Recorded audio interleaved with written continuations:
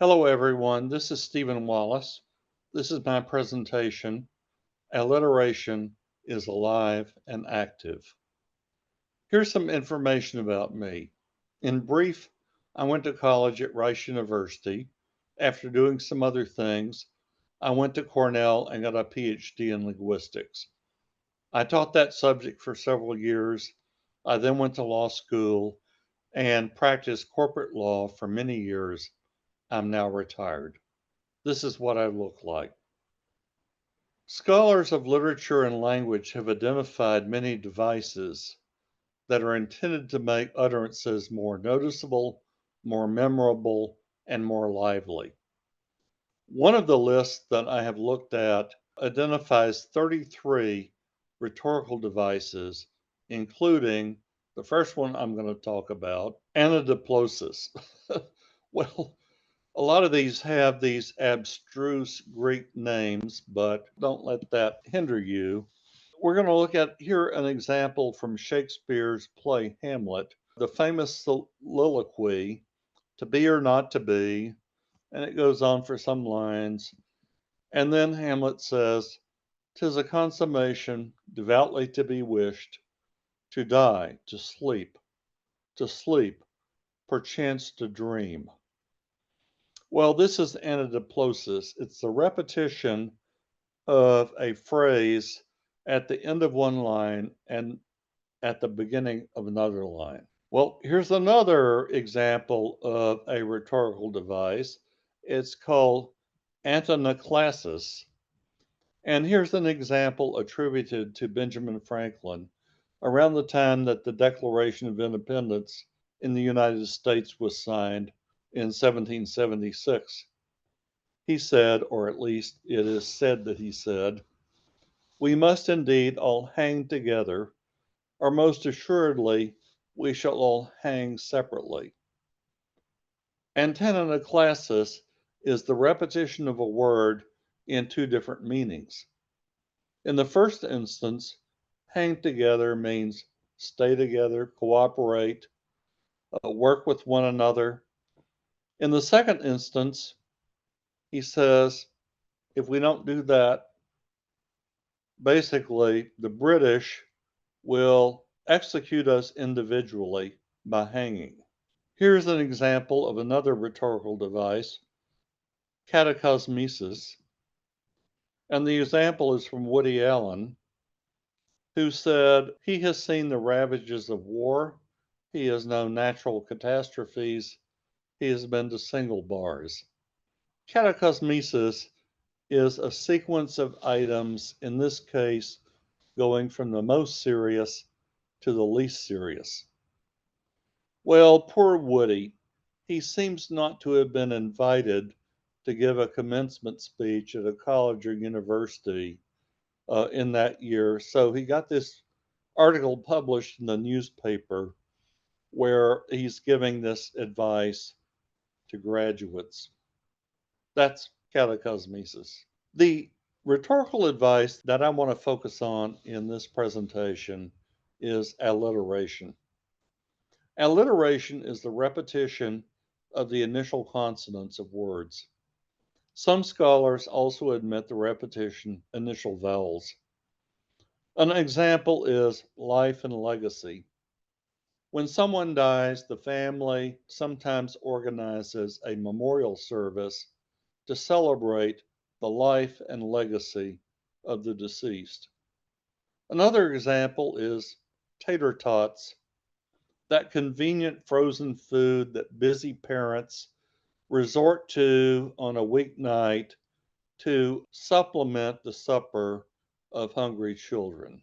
I first got interested in the subject of alliteration in studying the mottos of colleges and universities, which I presented in a presentation like this a couple of months ago. And I noticed that a number of mottos have the feature of alliteration, starting with Illinois, learning and labor. And MIT, it's in Latin. A lot of these are in Latin. Manes et manos, meaning mind and hand. Well, these are similar in that the first element focuses on the intellect, and the second element focuses on the practical application of intellect. But there's alliteration. Claremont McKenna, more Latin, crescit cum commercio civitas. In classical Latin, the letter C represented a sound that was pronounced as a hard case sound. Well, there you have these case sounds, a number of them in a row. That's alliteration. Oregon, Mains agitat molam, translated as mind moves mass. Some people have said that a more poetic translation would be minds move mountains. Alliteration. NYU, people having fun with Latin, two P's in a row there. And the one I think that's the most fun is the University of Louisiana at Lafayette. Three Latin words in a row, all starting with an F. Fortiter, feliciter, fideliter, meaning boldly, happily, faithfully. And North Carolina, lux libertas. All of these examples of alliteration. And as I said, doing this study on mottos piqued my interest in the subject of alliteration. Alliteration goes back a long time in the English language. In fact, the Old English language, otherwise known as Anglo Saxon, which was spoken in England a really, really long time ago. And I'm going to look at the famous literary work, Beowulf. This epic poem has over 3,000 lines of alliterative verse. It was composed maybe 1,400 years ago. It has survived in a single manuscript written around 1,000 years ago. Now, these dates are uncertain, they are approximate. They're the subject of a lot of scholarly discussion, but there they are. This epic poem relates a struggle between the hero Beowulf and a monster and a dragon. This is an image of the first page of the manuscript, the sole manuscript that has survived. Around 300 years ago, this ended up in the collection of a British nobleman. It's now in the British Library. The manuscript is a bit difficult for modern readers to comprehend. So there in the left column, I have a modern editorial transcription of the manuscript. And we can't go into many details, and we're going to focus on alliteration, which is the topic of this presentation. Just in simple terms, the modern editors have organized this text into lines, and I have given them line numbers for ease of reference. And one thing that's not exactly obvious from just looking at these lines, but if you were to listen to the pronunciation, each line is divided into two parts. So, for example, the first two lines, We Gardena in Yardagum, Theod Kuniga, Thrum Euphrunum. There's that division in the middle between two halves of each line. It's called a caesura. Alliteration in this type of literature going back to, 1,400 years ago or more was not just an incidental feature of this kind of text, it was an inherent structural feature of the text. And you look at these lines, line 3, I can't find any alliteration there, but it's anomalous. But all the other lines, you see there's one or more words in the first half of the line that alliterates with a word in the second half of the line. I talked at the beginning about consonants. Well, in Old English, look at line 6. In Old English, any vowel could alliterate with any other vowel. There's a technical linguistic explanation for this, which I'm going to pass over, but just look at all these lines. And again, organized in lines, a division in the middle of a line, alliteration. Alliteration being a key structural feature of that type of literature way back then. Some hundreds of years later, in around 1380, in the sort of high to late Middle Ages, a man named William Langland published or wrote a long allegorical narrative poem called Piers Plowman. Well, look at the title. There's alliteration there, Piers Plowman. Anyway, at the right is an image of a page from one of the manuscripts.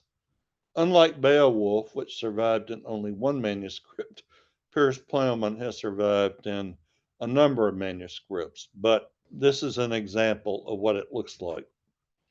Now, the first thing there on the left is taking an extract from that poem and writing it in modern letters. And you see some striking things. One is it's organized in lines, and each line has a break in the middle, and there's alliteration. This structure, again, the alliteration is not a casual or incidental feature of this, it's a key structural feature. Now, people have wondered, was there a continuous literary tradition from the Old English of hundreds of years before down to the late Middle Ages with this sort of structure, with these lines, the break in the middle, the alliteration? Or was this a revival after a break of an ancient tradition? Well, the scholars have written about this, and nobody quite knows for sure. But just reading this, as it may have been pronounced back in the day, the original text, a fair feld full of folk, fondi there betweene, of alle manner of men, Themene and Theriche, workinge and wanderinge as the world asketh. You then have the modern spelling and the modern translation. So there's alliteration again in the English tradition. 200 years after William Langland, we come to William Shakespeare. In those 200 years, the English language changed a lot and literary styles changed a lot to the point where this type of Old English and Middle English structure with the lines arranged where they were with the break in the middle and the alliteration, that was no longer how at least Shakespeare organized his works. Essentially, and I'm not looking at poetry, but Shakespeare's plays, they're basically arranged with a lot of prose and some verse. And it's interesting, Shakespeare, well, the scholars don't agree as to exactly how many plays he wrote. One site I went to said approximately 39. Well, what does that mean? But anyway, two of them have alliterative titles. There's Love's Labour's Lost, and there's The Merry Wives of Windsor. Well, there's also Measure for Measure, but I don't count the repetition of a word as alliteration. At least you have Love's Labour's Lost and The Merry Wives of Windsor. Well, in Shakespeare's plays, alliteration is not, unlike in earlier times, a key structural feature, but it's a rhetorical device, as I started talking about earlier in this, to highlight, to emphasize, to underline certain statements. And here are some examples from Romeo and Juliet. In the middle of the first column, I like that one. The day to cheer and night's dank dew to dry. If you look at examples of alliteration, twofold and threefold alliteration, they're both common. Fourfold alliteration like this, it's not rare, but it's not common. So it's somewhere there in between, beyond that. And then in the right column, down below the middle, I really like that statement. Oh, he's the courageous captain of compliments. Well, that's a very interesting statement and a very interesting speech in that play. But that's a topic for another conversation.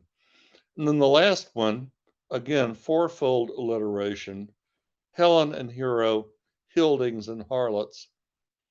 Helen and Hero were figures from Greek antiquity. Helen of Troy, and Hero was a priestess serving the goddess Aphrodite. Hildings are worthless people, and well, we know who harlots are. Alliteration in Shakespeare, some examples. Now I'm going to talk about alliteration in modern times. It's very interesting that in my research, I've come across one article about alliteration in modern English in general terms. It was published in 1959. It's short, but it has some interesting observations. And I'm going to build on those observations. I'm going to make some observations of my own, and I'm going to bring the analysis and the examples up to date. And I'm going to start with prose literature. And I'm going to start with a novel called Outline by Rachel Cusk, published 7 years ago. I did not really seek this out. It happened to be in my house, but without having been read, but I just sort of went through some books that were around and I just picked this out. It turns out it got rave reviews. There's some alliteration for you in major publications. And the author, Rachel Cusk, received a Guggenheim. So this is, this is, I would call high end modern English fiction. And here's some quotes from the first chapter of this book. It's a novel. The subject of the novel is a woman who's a writer who's British, lives in England, and she's taking a trip to Athens where she's going to teach a course in writing. So here she is. She's at the airport. She's boarded a plane. And here's what she says. On the tarmac at Heathrow, the plane full of people waited silently. The air hostess stood in the aisle and mimed with her props as the recording played. We were strapped into our seats, a field of strangers, and a silence. She led us through the possibility of death and disaster as the priest leads the congregation through the details of purgatory and hell. On one side of me sat a swarthy boy with lolling knees, whose fat thumbs sped around the screen of a gaming console. On the other was a small man in a pale linen suit, richly tanned, with a silver plume of hair. Outside, the turgid summer afternoon lay stalled over the runway. Little airport vehicles raced unconstrained across the flat distances, skating and turning and circling like toys. And further away still was the silver thread of the motorway that ran and glinted like a brook bounded by the monotonous fields. Unquote. Well, you can see why this author has gotten so many accolades. All of us, so many times, have encountered this kind of experience. You board a plane, And you're sitting there strapped in your seat and waiting for the plane to take off, and you look around and observe your fellow passengers. And then you look out the window and you see things going on outside on the runway and all. Well, she really encapsulates it in very beautiful prose. So, well, I've gone through the rest of her book. I said this is in chapter one, and there's some other examples of alliteration. Not a whole lot. It's sort of like a couple, maybe every several pages. Not this elaborate. Here she seems to be setting the stage for her trip, which is the main subject of what's going on here. I want to make another comment that prose, unlike more structured utterances like poetry or music lyrics or some other things we're going to look at, it's more difficult to analyze in terms of alliteration. At some point in one of the later chapters, she says, I picked up a piece of paper and a pen and I wrote, and she went on to describe what she was writing. Okay, I picked up a piece of paper and a pen. Is that alliteration? I don't think it is. I think it's casual, it's incidental. I think alliteration has to have some element of intentionality. It has to have a desire to have a special effect. That's my observation about that. All right, continuing modern times, let's look at poetry. As an example, I've taken some poetry of our national poet laureate, Otto Limon. She was appointed to that position last year, and I've looked at her most recent 10 published poems. And here's some example of alliteration that I found in these poems. There's not a whole lot. There's some, at least in this example of modern poetry. Oratory. Oratory, used to be an important type of thing back in the day before, radio and television and movies and all. People gave grand speeches. Grand speeches today seem to not be presented much anymore. Here's some examples of some of our past presidents of the United States.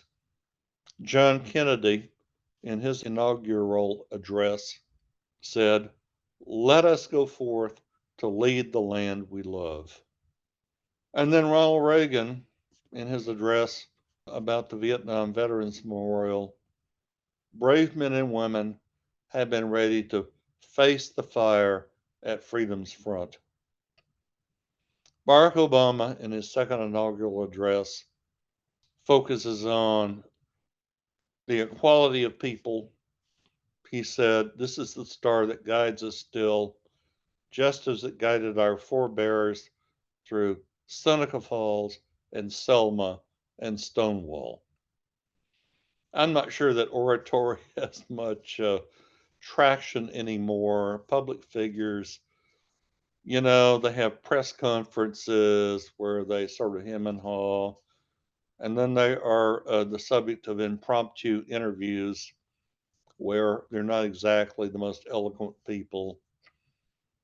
And then they communicate a lot by Twitter and whatever Twitter has morphed into. But at least in my lifetime, here are some examples of nice oratory. Music lyrics. The Beatles, swaying daisies, sing a lazy song beneath the sun. Bob Dylan, skip the first line, the second line, silhouetted by the sea, circled by the circus sands. All those S sounds in a row, 5 of them.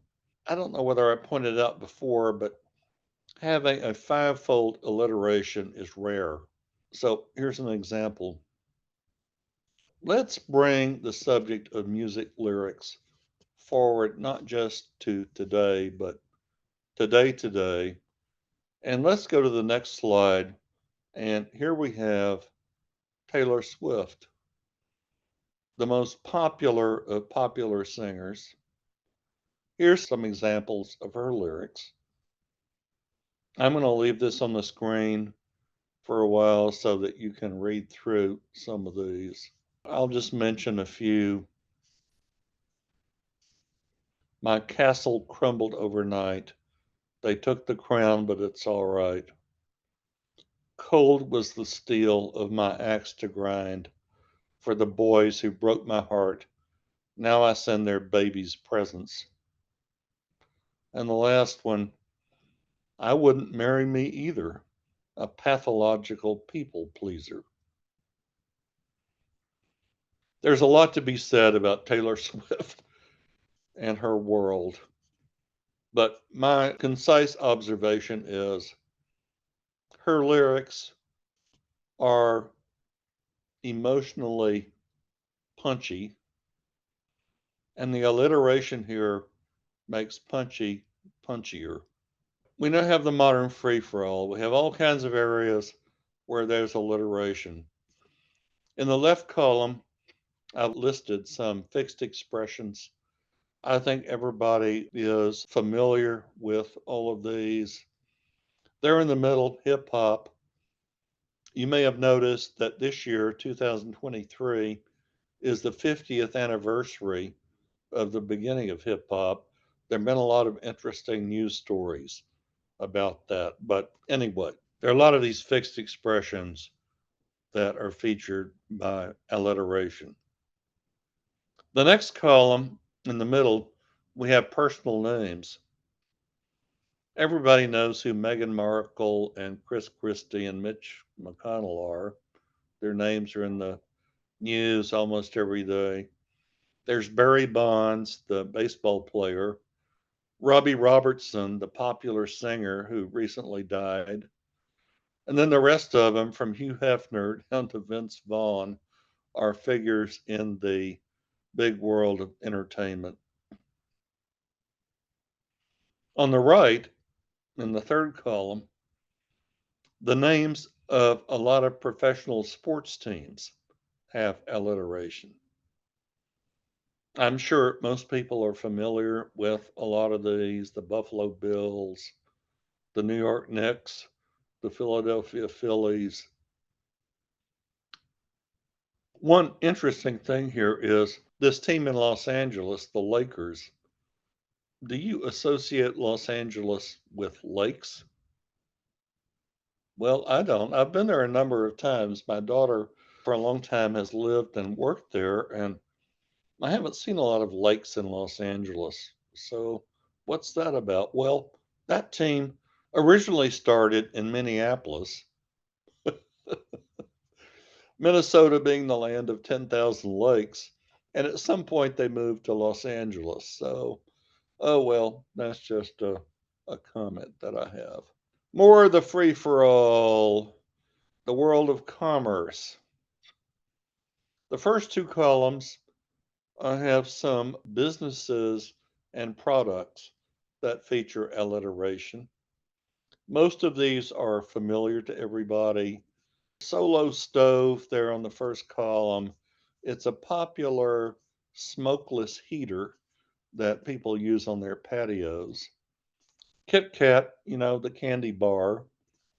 Grey Goose in the second column, the vodka.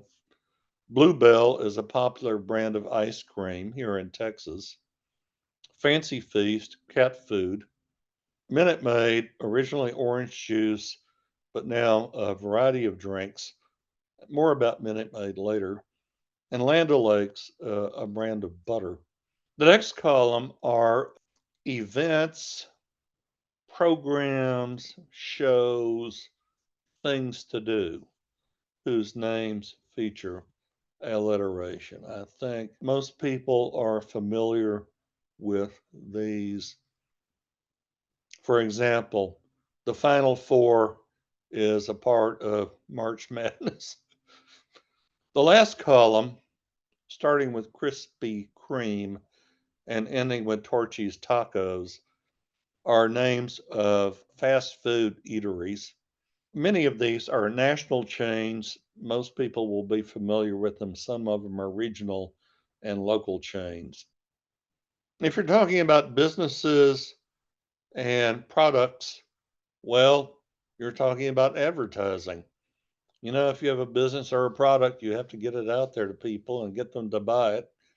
So here are some examples of advertising slogans that have alliteration. Big beefy bliss, the Big Mac. Melts in your mouth, not in your hands. Well, that really goes back a long time, even to my youth. Make mine Miller. You walk into a bar, you order your favorite brand. Make it Murano. Murano is a place near Venice that for a long time, maybe several centuries, has specialized in making high end products from glass. So here's an ad for a very fancy necklace made of glass beads. Not low end, but high end. Here is a very prominent feature of alliteration, and that is in news headlines. Over the last some weeks, I've sort of looked at different news sources and identified some interesting headlines that feature alliteration. I'm going to comment on a few of these. The first one: Relentless orca repeatedly rams yacht. It's about the behavior of a whale. Lap of luxury. It's about pet resorts. Lucchese launches boot line. Lucchese is the company in El Paso that makes fancy cowboy boots. Fans, foes, and foil clothes. It's a story about the audiences of sports events in Africa. Foil clothes. I didn't know what that meant.